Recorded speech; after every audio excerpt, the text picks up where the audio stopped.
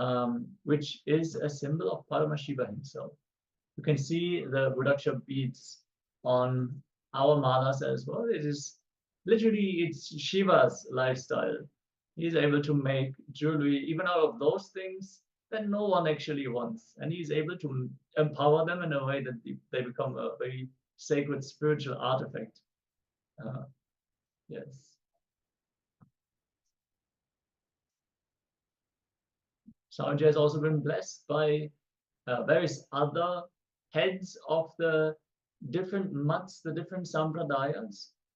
And as we already announced, he has been initiated to be the inheritor of various lineages. We are going to share the United States of KAILASA history book, where you can read and you can really understand really the extent of Swamiji's mission. All the words that we speak, they cannot explain. First of all, what is the time that we are experiencing right now, and how blessed we are to already be connected to Swamiji, as we are in the very root stage of KAILASA. We are in the very building phase, and already we are connected to him. So, yes. Shri Shanti Vida Mahaswamiji, who is the head of the Kolara Math, the oldest recorded math in Karnataka, dating back to more than 6,500 years, declared with his authority during the Kumbh Mela festival on the 16th October in 2016. Whenever humanity falls into suffering and pain, Ishwar, the divine himself, does austerities, he does tapas for their upliftment. Ishwar is the embodiment of the divine light. And Nithyananda Ji Maharaj is seated as the embodied divine light, spreading world peace and serving the whole of humanity from India. Nithyananda Ji is a treasure house of jnana, the sacred knowledge, the pure knowledge. And we can see it. We can see the tapas Swamiji is doing, going through all the persecution, going into exile, first building a huge mission, and then leaving it behind for us to rebuild it by building ourselves, manifesting KAILASA through what he has already given us. He has given us all the signs already. Everything is available. You want to manifest wealth? He has given the signs. You want to manifest peace? He has given the signs. He has compiled everything. You want to manifest a powerful yogic body? He has given the signs. You want to manifest superpowers? He has given the signs.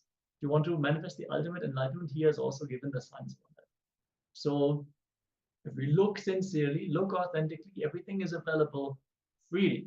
Even this Paramashivoham program, 21 days program, where we can learn these powerful sciences, is really available for all of us.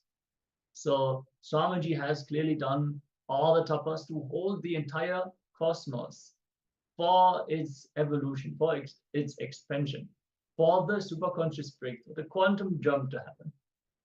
So let us take a glimpse into the avataric mission, reviving the science of superconscious breakthrough. Yes, the Supreme Pontiff of Hinduism is reviving this science through three methodologies to revive the conscious possibility for the world, for all the beings, not just human beings. So first is training and evolving the human beings in the science of living enlightenment, the Jivan Mukti, through Varnashrama Dharma, means practicing any one appropriate path of life.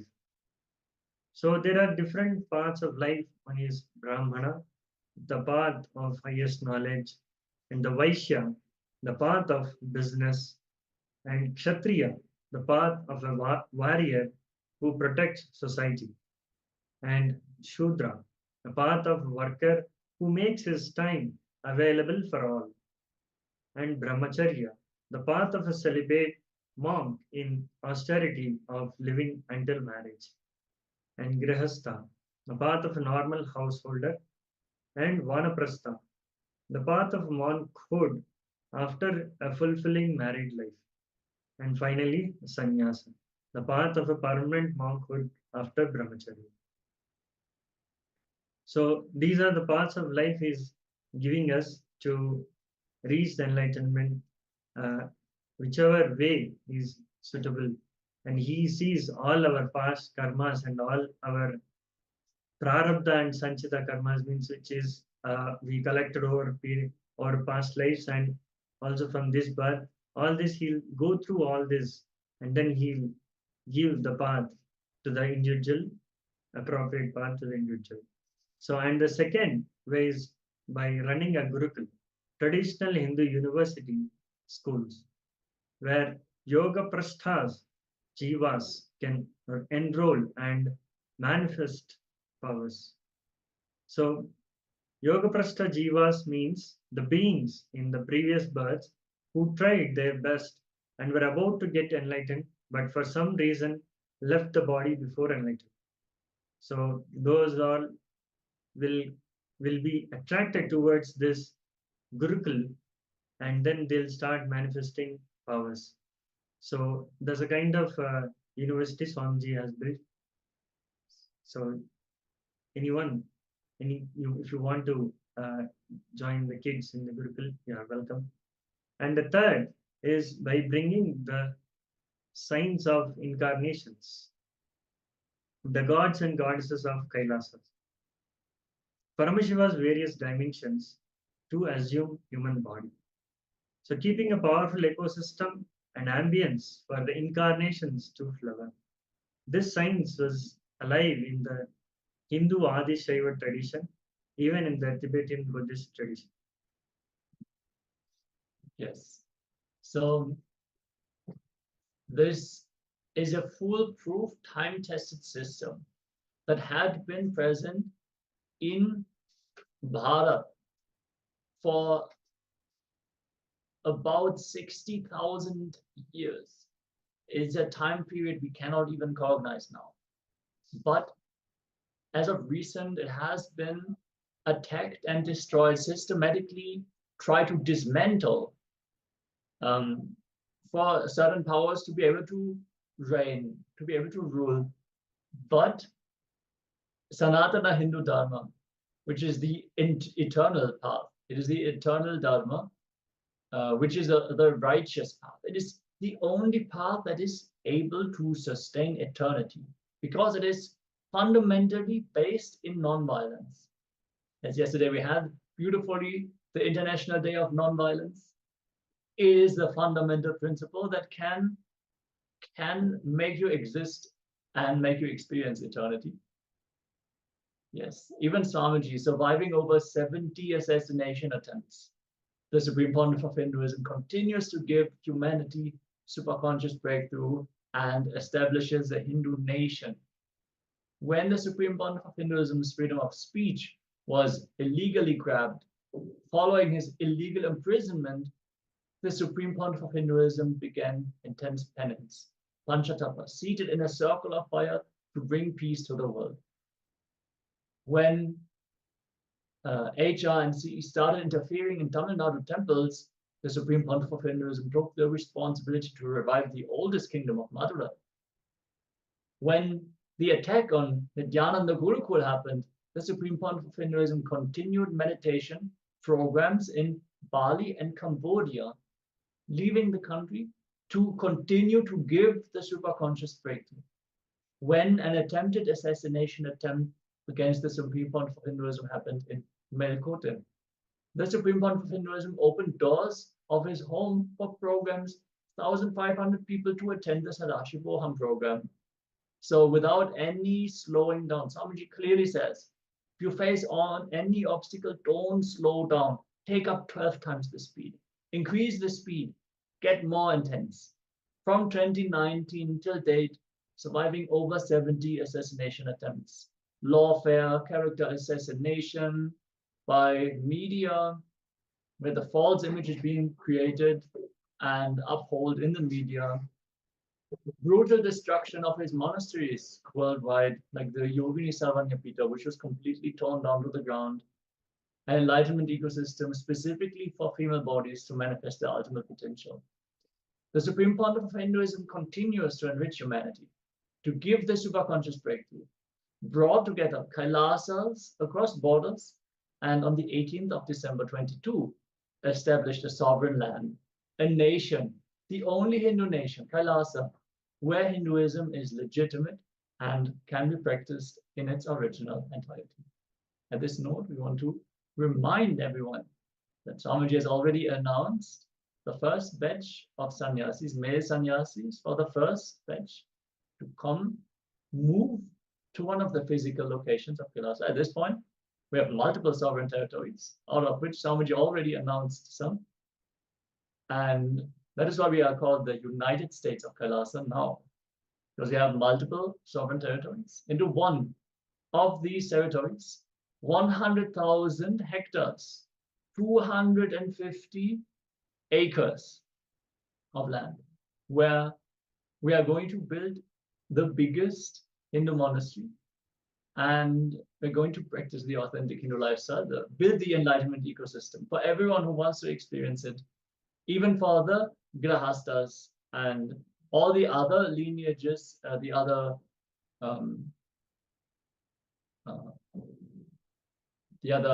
ways of life, for them to be hosted and to be able to manifest the ultimate, for all the authentic Hindu practices to be revived, the arts and sciences. We are just in the beginning, and I really cannot hold back my excitement for everything that we are going to rebuild.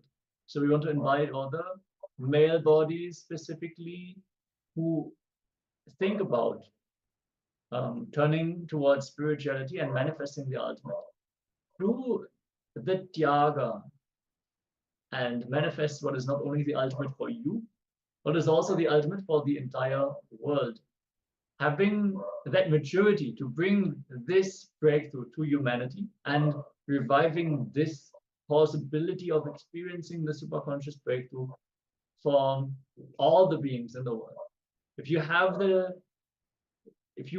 that yearning, you should be provided the ecosystem to fulfill it. That is what Kailasa is all about. We are creating a nation, building the nation. So everyone who feels there has to be something more, what is it? How can I achieve it? Come to Kailasa, manifest the ultimate. That's all. Now we are going to cover the various attributes as described in the Hindu scriptures that prove that you are dealing with an avatar, an incarnation of Paramashiva. There are certain attributes which are mentioned in the scriptures, which we are going to address now. Yes. So Kalpataru is the sacred secret science of manifesting your reality in your life. The Supreme Pontiff of Hinduism is known as Kalpataru, the giver of boons, due to his divine attribute of fulfilling the wishes of devotees through a blessing or initiation. So for the first time in 2000 years, in year 2009, the Supreme Pontiff of Hinduism revived this science and initiated individuals into themselves being a Kalpataru in their lives, thus giving them a superconscious breakthrough. And the next attribute is the perpetual completion. So the ultimate state of enlightenment is the no mind state, or to put it in more accurately, the state in which the observer is dissociated from his emotions and thoughts, leading to a significant drop in the number of thoughts created. And then the spiritual healing.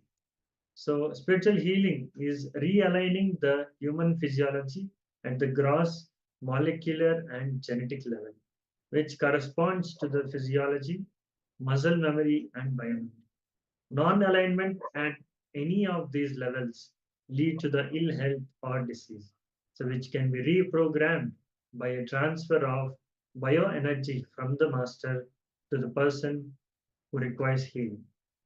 And efficient changes not only at the physical but also at the molecular and genetic levels.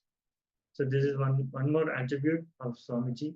You would have seen that previously he used to give healing to millions of, like, so many people in a day.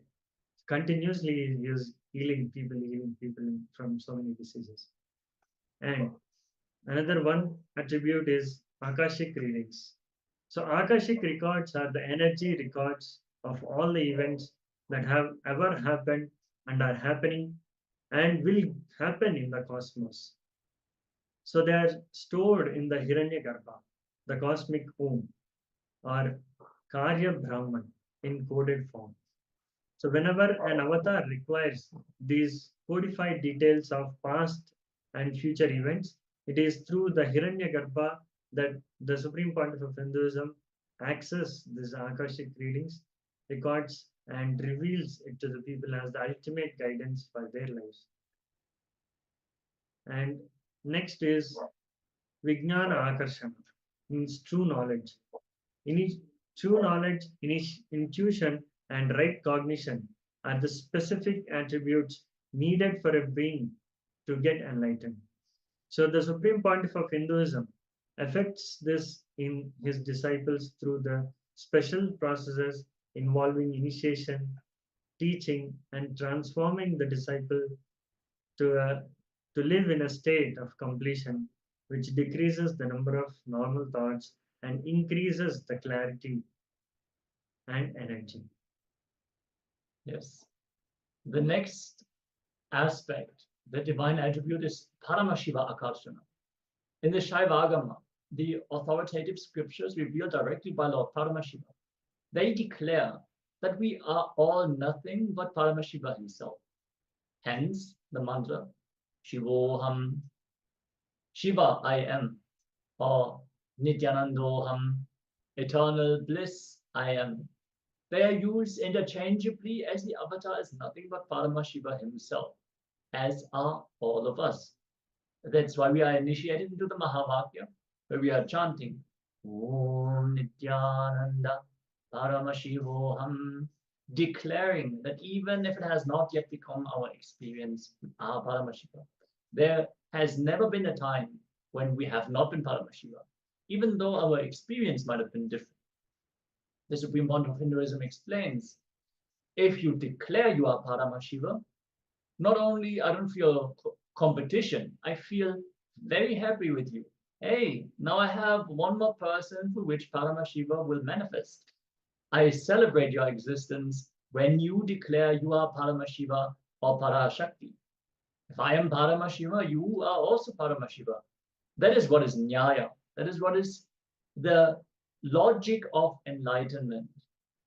If you are God, then how can I be God? That is binary logic. Good news is life does not go by binary logic. Life goes by multidimensional logic, Nyaya. Binary logic is useful in some fields, but only multidimensional logic can make you wake up to the real life and can solve many questions about life, can lead you to the next level in the life, in reality. So the next attribute is Shakti Akashana, the potential energy of the cosmos, which is in a constant state of emergence, spanda, or existing in the sense of virtual particles, is called Paramashiva. The instantaneous manifestation, which is in the form of pure energy itself, or the form of matter, is Shakti. The Supreme Pontiff of Hinduism's physical body is fueled directly by the Kundalini Shakti, which is the expression of the macrocosmic energy in the individual, the microcosmos. He has the capacity to transfer his energy to the disciple until the disciple reaches a state of being able to access his own Kundalini Shakti through quantum entanglement with the avatar. We're going to learn more about quantum entanglement in the later sessions. So don't worry, if this concept itself does not open itself up to you as of now, get ready. We have a power-packed program ahead of us. Understand, this is a very dense session. A lot of concepts are being presented, but get ready. We are going to enter into the experience of all of these statements that we are making in the later parts of this program. And some of the aspects are going to also be covered in the Paramashivoham Level 3. So after absolving Level 2, make sure to enter Level 3 also. This specifically goes out to all of those participants who have attended Paramashivoham to multiple times and they're coming back, which is great, but make sure at least once you absolve Paramashivoham Level 2 because it will complete the picture that you have. It will complete the understanding. So the next attribute of the Supreme Pontiff of Hinduism, of an incarnation, is Ardhanarishwara. Yes. So an avatar is the physical manifestation of the metaphysical union of Paramashiva and Paramashiva Shakti. So he exists in the state of pure consciousness, Paramashiva, and even as he manifests as an embodied form, Shakti. So physically, the grace exhibited and other attributes ranging from hairline to form all points up to a state of Ardhanarishwara. So revealing the simultaneous expression of the perfect poise of masculine and feminine energies. So however, he is beyond any identity. So let alone gender identity, being in a state of pure Advaita, he carries no concept of I or you and male or female anything. So the next divine attribute of the Supreme Pontiff of Hinduism is Shushada. So described in the Linga Purana about this Susada, and Susada translates as one who calmly bears the pain. So this attribute applies not only to the avatar but also to his disciples, who would have a similar capacity to calmly bear the pain. A striking example of the Supreme Pontiff of Hinduism being beyond the pain was revealed on the 14th June 2011, when the Supreme Pontiff of Hinduism sustained a type 1 open fracture on both bones of his right hand forearm. With a smile on his face, and even requested doctors to perform the surgery without administering an anesthesia. So this experience has been given to his disciples as well. Some of the Balasins, they also have endured fractures with a smile on their face. I can personally also, I myself had an experience of going beyond pain and experiencing the blissful state where the body does not even send the signal of pain. So it is not that pain is experienced and you suppress it. No, in this experience of Susada, the pain signal is not even sent. The body is resting in the blissful experience. So the next attribute of the divine is Divya Sharira.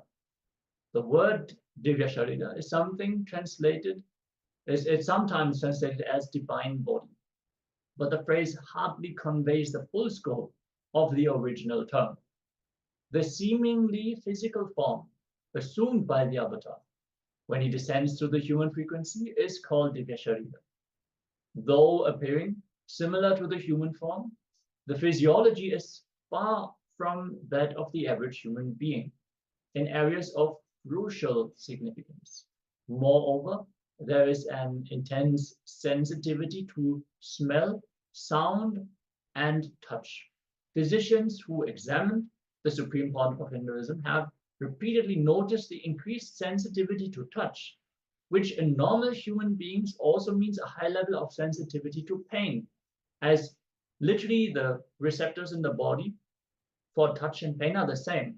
So it's a very similar phenomenon, just experiencing touch and experiencing pain itself. But in the case of the Supreme Pontiff of Hinduism, the heightened touch sensitivity is simultaneously associated with the absence of the recognition, the absence of the experience of pain. Yes, so, and the next attribute is the Surabhi, a simple and divine attribute of the avatars. Divya Sharira is the maintenance of the human form in a pure state, allowing a fragment smell to emanate from the body.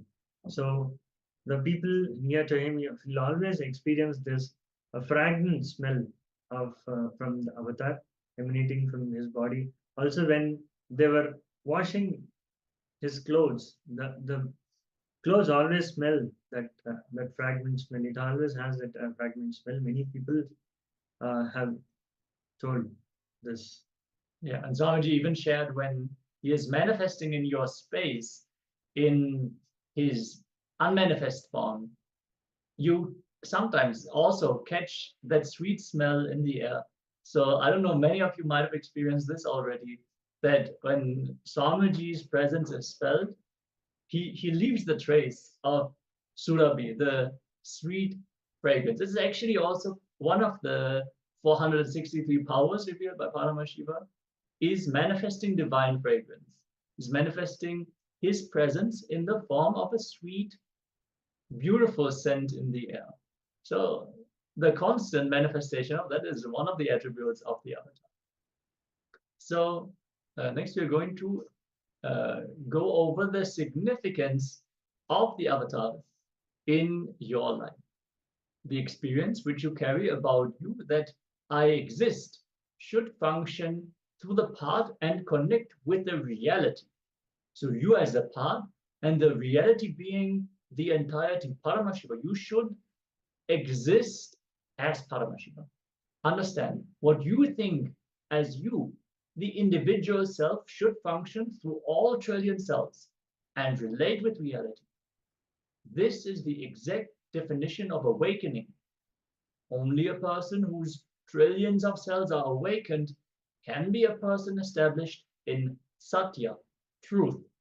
Without a master, you can go on creating, you can achieve, but awakening all trillions of cells is easiest only with a master.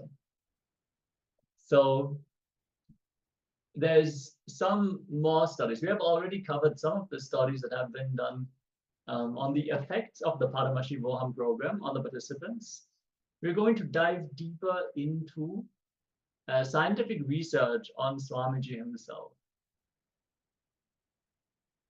So the Supreme Pontiff of Hinduism has gone under some scientific studies. So on his brain, some of the scientists has done some research and imagine the brain activity.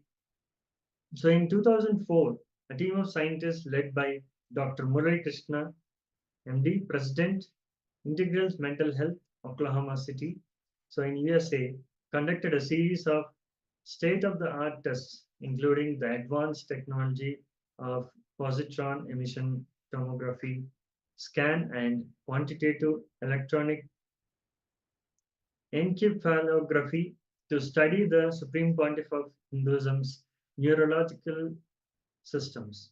So Dr. Murali Krishna records the result was astounding, and the Supreme Pontiff of Hinduism is a bridge between the invisible ancient world of mysticism and the modern visible world of science and discovery. Yes, we have a beautiful picture where Swamiji is sitting with all the scientists from that research team. Let us project this on screen for you all. It's just beautiful. Swamiji sitting with a cap from the QEEG, which is able to it's able to detect the various brain patterns and the frequencies at which the brain is functioning. I hope all of you are able to see the picture on screen. Swamiji sitting with a red cap and all the wires connected for this study. So, as we have mentioned earlier, Swamiji is capable of moving through the different states of consciousness freely, fluently, by his will. Imagine just think about your day. In the morning, you wake up, but you're still tired. Still, you do not want to come out of bed. You turn around a second time, you fall back asleep once.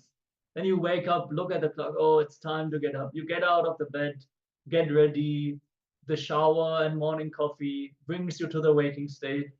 And You operate somehow when there's a difficult mental task. You might lift yourself into the waking state for some time. Swamiji is able to move through all these states of consciousness freely just by his will. So he can move himself to the higher consciousness, move himself to the deepest meditation in the fraction of a second. It is all fluent. There is no need for any external stimuli, like waiting for the sleep to come. It is just happening fluently. And this is what has been observed in these scientific research. The results from the PET scan showed that Swamiji exhibited a supernormal brain with lower portion of the mental mesial frontal brain lighting up, revealing the third eye opening during the deep meditation, with 90% of the brain in a shutdown state. He was seen to have complete conscious control over his brain activity, orchestrating the 10,000 neurons constituting the 5 brainwaves effortlessly. So the brainwaves are correlating to the different states of consciousness. So when you're in the waking state, one kind of brainwave will be active. When you're in the dream state, a different kind of brainwave will be dominating. So it will be most present. All the brainwaves are always there to some extent. So the possibility for all the experiences is always there. But when you are in the deep sleep, the dominant brainwave frequency is different.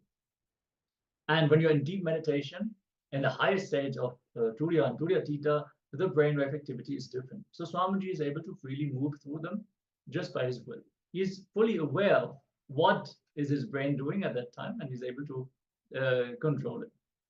And the results from the QEEG, which measures the electrical activity within the brain, the brain waves, show that there are 4 different bandwidths of such wave existing, each corresponding to the 4 different states of mind given as per Hindu scriptures, which is Jagrat, the wakefulness or alertness, waking state, Sushupti, the dream state, Turiya and Turiya Theta, which are the higher states of consciousness, states of restful awareness for our language purpose. Since it is difficult to explain an experience which is beyond the physical plane, these names are there for us to relate. So he was easily able to slip from one state to another with no delays or hesitation, or simply fluid shifts from one type of brainwave to the other. The next test was done on April 2005 by Dr. Collins, who is a neurofeedback specialist in St. Louis.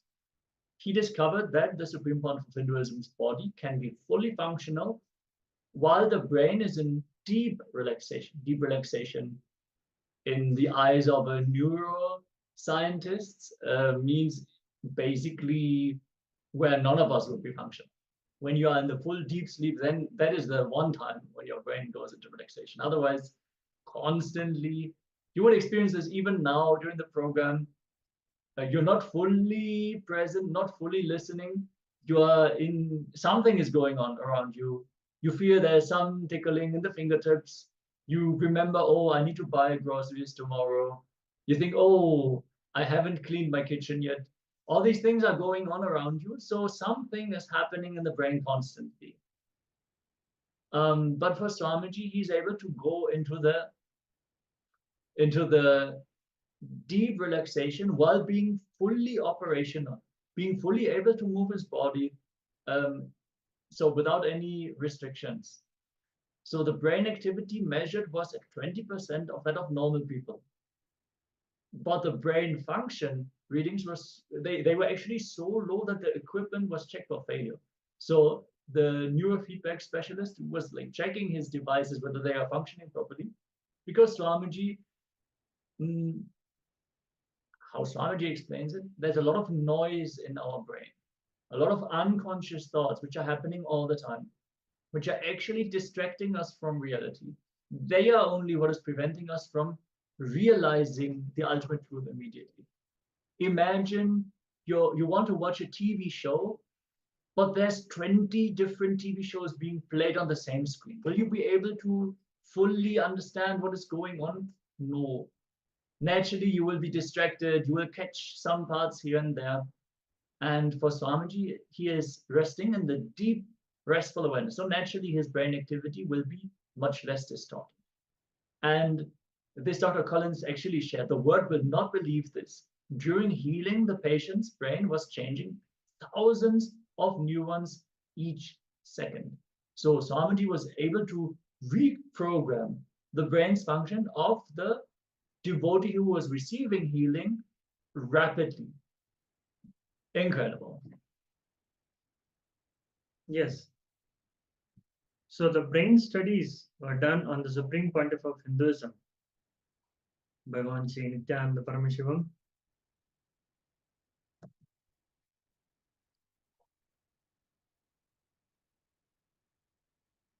So various types of brain studies were done on Supreme Pontiff of Hinduism and on his disciples also. Like I saw, and one of the disciples, this brain studies, like when he was meditating on the third eye, so that gamma waves was actually raising, and then the beta waves and slowly going down. So that means like he's in the non-state mind, and he's able to connect with the higher consciousness and being in the state. So this time the heart rate variability between the Supreme Pontiff of Hinduism and a volunteer subject were simultaneously recorded while the subject received healing from the Supreme Pontiff of Hinduism. Yes, we are also going to project these images on screen. Yes, here you can see how Swamiji is connected to the measuring devices, and everything is set up. Yes. So it was concluded that the subject's heart rhythm entrained to those of the Supreme Pontiff of Hinduism during the healing sessions. So according to the Supreme Pontiff of Hinduism, healing happens through the very process of quantum energy entanglement. So that's how he transfers his bioenergy and heals the person with his. Yes, literally in one of the previous sessions, we have also seen how the direct entanglement with Swamiji leads to a mirroring of the nervous system activity. So,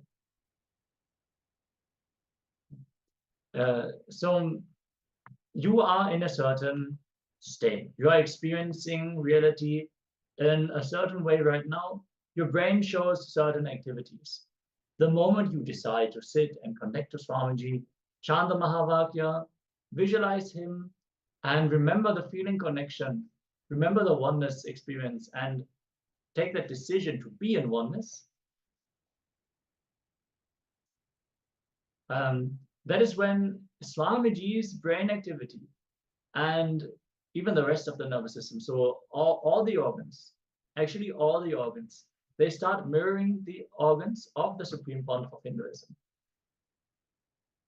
So great healing can happen simply by entangling with Swamiji. And what is happening next is something called entrainment. When you connect to Swamiji more and more, you start mirroring his nervous system activities automatically without needing to do anything. You literally become his Divya Sharira.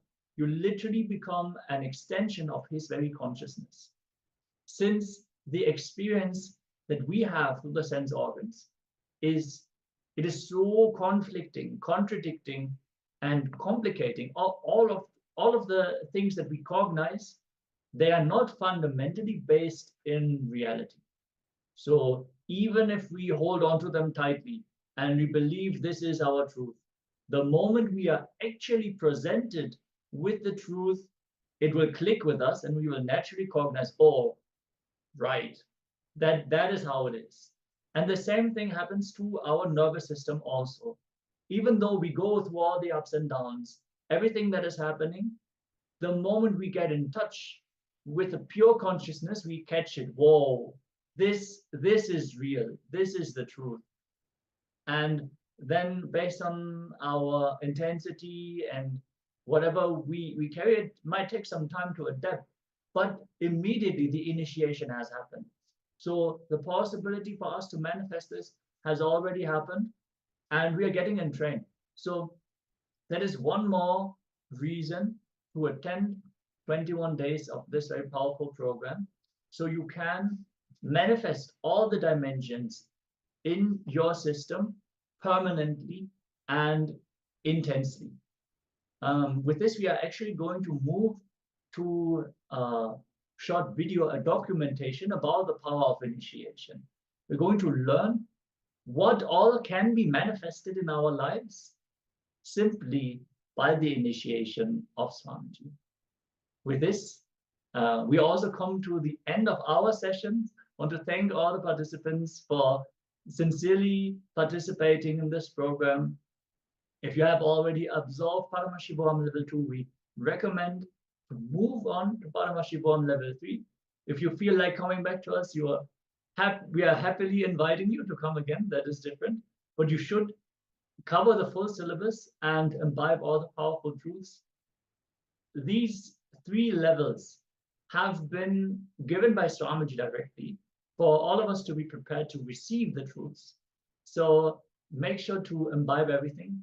And if you feel, oh, I want to go deeper into completion with my relationships, I want to redesign the identities that I carry, and I want to create a more deeper listening experience, go beyond guilt, feel free to come back and revisit all the jnanas and all the intra exercises that we have in Paramashivoham Level 2 as well.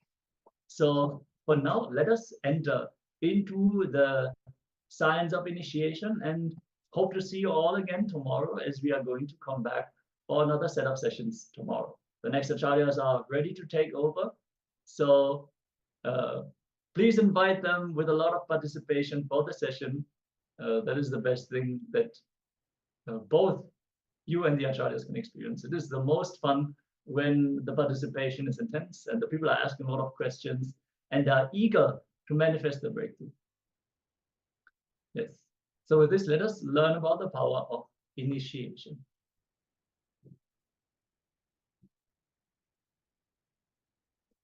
Yes. We are going to come back after just a few moments. We need to fix some technical issues before we can enter into this segment.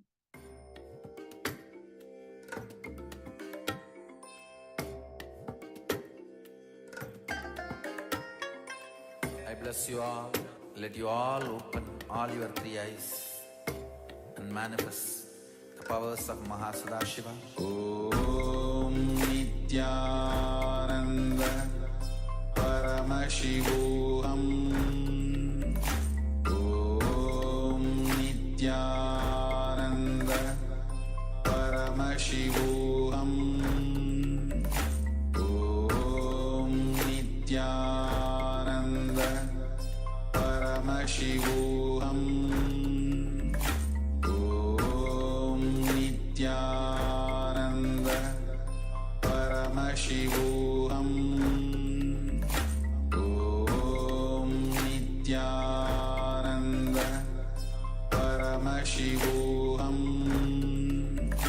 Om Nithyananda Paramashivoham. Om Nithyananda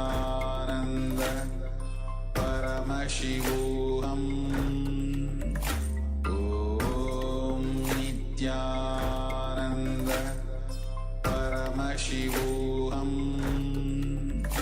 Om Nithyananda Paramashivoham. Om Nithyananda Paramashivoham. Om Nithyananda Paramashivoham. Om Nithyananda Paramashivoham. Om Nithyananda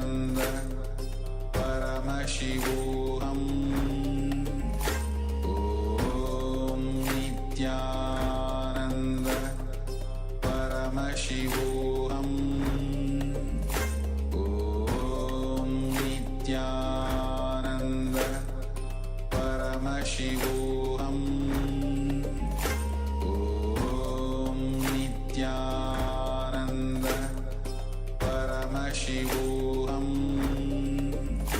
Om Nithyananda Paramashivoham Om Nithyananda Paramashivoham Om Nithyananda Paramashivoham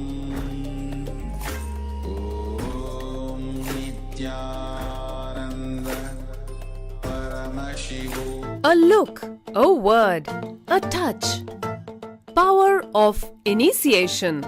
Diksha is the direct transfer of spiritual energy by an enlightened being through look, word, or touch.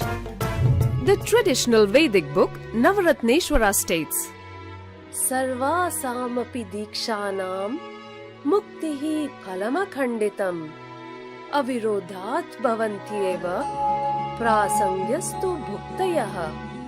The main benefit of all initiations is moksha, enlightenment.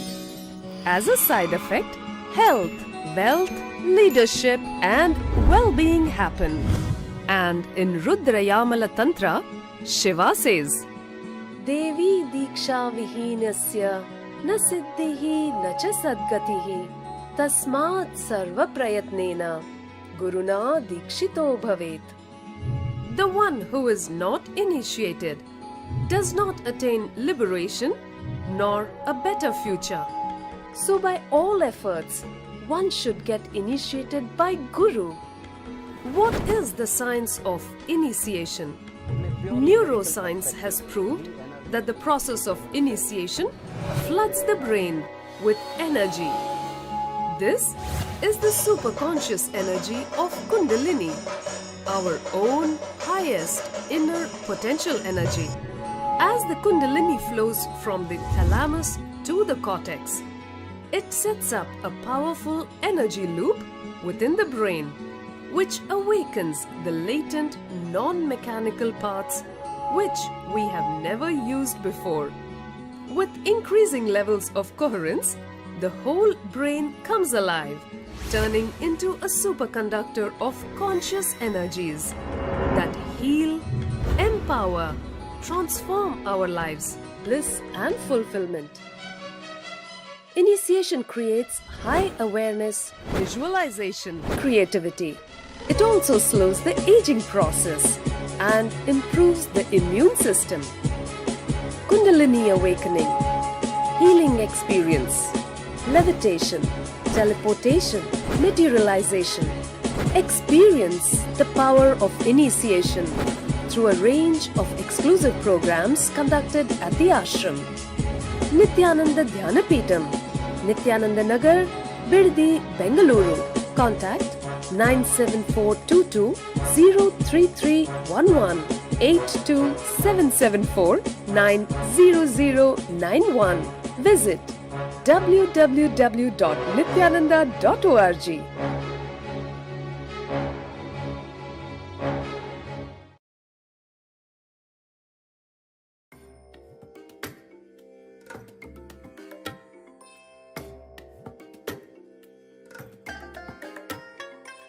I bless you all.